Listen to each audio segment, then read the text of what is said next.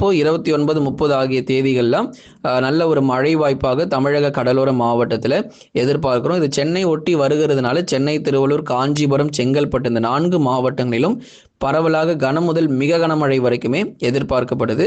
இது முழுமையாக தெற்கு ஆந்திர பகுதிகளில் கரை கடக்கும் என்று தான் எதிர்பார்க்கப்படுது தற்போதைய நிலவரப்படி வரைக்கும். ஏன்னா அங்கே தான் அதிக மழை பொழிவு 30 சென்டிமீட்டர் 25 சென்டிமீட்டர்னு மழை அங்கே கொட்டி தீர்க்க போகுது தெற்கு ஆந்திர பகுதிகளில். சரி, இது ஏங்க தமிழ்நாட்டு பக்கம் வரல அப்படின்னா, வராதது ரொம்ப ரொம்ப நல்லதுங்க.